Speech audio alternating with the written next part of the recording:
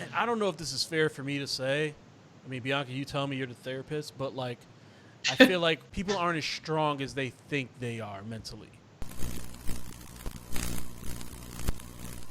Be safe. Wear a At the mask. bare Put on some minimum. gloves. Wash your goddamn hands. Yeah. If you And can, stay in the house. please just remember that even if you feel well and you think you're fine, if you've been in contact with a lot of people, it is possible that you are sick and passing stuff on to people. I know that we are fed up and we're tired and we miss real life and we miss outside and we miss social connection. And most of us are depressed and anxious and trying to figure out how to navigate this new livelihood, but people are dying. Yeah. And And the positivity rates are going back up here in the states. I know yeah, Connecticut. I looked yesterday, it was 4.81, so it's going back down in the right direction. But in the summertime, we were below 1%. I think we were like 0.05, 0.07 for a positivity rate. As soon as things outside stopped being a viable option to do things, the number skyrocketed because there was right. no adjustment to go back in the house, and there won't be because Americans are fucking crazy. We're nuts. And you gotta be as safe as you can. I know there's like Bianca said, people miss the social connections, but you gotta be fucking safe, my nigga. Right. You know, Because the worst thing is people who are trying to even safely have social connections and they're getting their whole family sick and right, everybody's dying. right, right, And then right. you have to live with that. And you want to talk about feeling depressed? If you kill somebody in your own fucking family because you needed to just be around folks so bad, yo, I don't know how you work through that as a person. It's one of those things. And I don't know if this is fair for me to say. I mean, Bianca, you tell me, you're the therapist. For lack of a better term, I feel like we're seeing how weak people are mentally, or how not strong, or people aren't as strong. All right, this is better. People aren't as strong as they think they are mentally, because Mm. this is fucking with everyone so bad that you I kind of think make excuses to the reasons you're going out and about and doing things, instead of just saying, "Yo, I'm not. I can't do it." You kind of make people who are doing it seem like they're overreacting. I think there's like a three-part answer there, Okay, right? go ahead. I think part of it is that we do studies on babies, children, people who um, have been kept away from other people, who were raised like in isolation, away from just anybody, and how much breakdown they have as human beings. The construction of their brain chemistry is different.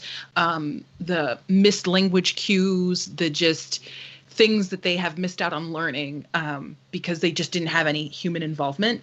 And so we know that people are meant to be around other people. We know that we're a social, Absolutely. animal. We're a social beast. We Yeah. need to have social connection in order to develop properly. So not just mentally or emotionally, but for our systems to develop properly, we need social engagement.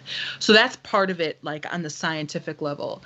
I think as Americans, we are very conditioned to having very little rules. When we look at countries as a whole across the globe, we have no societal rules because we're an individualistic culture. So when you look at places like China, when this happened there, their government said, if you go outside, we will fucking kill you. And so nobody went outside Billion and a because half people. China has very clear cut rules about what they will and won't do to their citizens. And so their society just said, well, Master said, we're not going outside. We're not going outside. And we saw that the virus was very much eradicated very quickly. And then they had a second wave and they shut down, and Yep. Yep. very different handling. Right. Other countries where there is not an institution of mistrust between state and population, when people say, hey, don't go outside, you will become very ill, the people are staying in the house.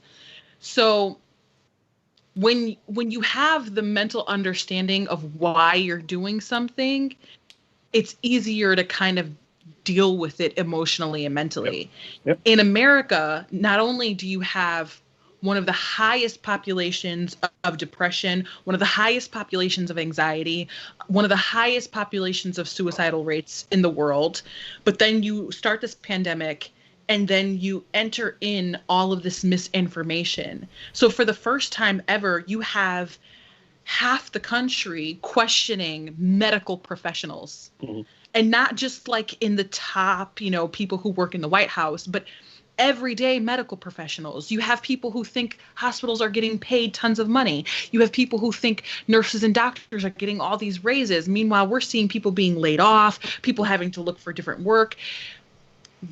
So when you enter in all this mistrust, then you have people sitting at home being told they're forced to be in their home. And then they're reading online that the reasons why they're home aren't even real. So you have this split mental understanding of why I'm in the house. And one of the greatest, in my opinion,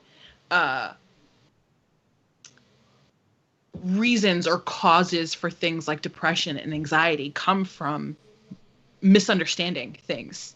Misunderstanding other people's actions, misunderstanding your own, not knowing the reason why, because we all want to know why. We may never know why, but we all want to know why about something. Yep. And so I think when you look at it from that sort of sphere, people are having mental breakdowns, and we're seeing the fragility of just how fragile human beings are mentally. The mind is very easy to break and also can be very strong-willed. It's just amazing to me how people can ignore it and act like it's not happening. I think even if you don't go as deep into it as B does, people here don't like being told what to do. You can't tell nobody in America what to do. Yeah. You kidding me? No. Everybody's selfish. Exactly. It's what she said is very right, but it's as simple as you telling somebody here they can't do something, they bucking. Yeah. It's been like that since they came over here from England, and a few years later they brought some niggas over here. Somebody said no. There was a civil war about it. Half and half. So is there a better? I mean, I personally think it's too late now. But is there a better way to relay the message? Hey, no, you're right. It's too late. Niggas don't care no more. Yeah.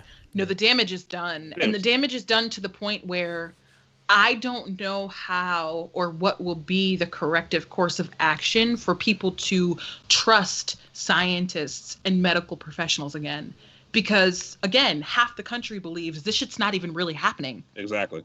They think it's a joke. You can't sow as much mistrust and despair as the outgoing administration has about, science and numbers, and then try to put that back in the bottle when the new one comes in. Because you got 70 million people that voted the other way, and I would say probably more than half of them strongly feel that this guy was right. Like, that it's not real, that it's not bad, that it's just a flu. And then everybody from sports commentators who want to be edgy and want people to be independent thinkers, quote unquote, are they're just reinforcing all this bad shit. You know what I'm saying? It don't make it no better. Like, there's two sides of science, which is nuts to me. Like, no, science is science. It's either right or wrong. They test, they come out your results. It's one way or the other. There's no, well, my scientist said this, my scientist said that. Not on a proven theory. Like, coronavirus is bad.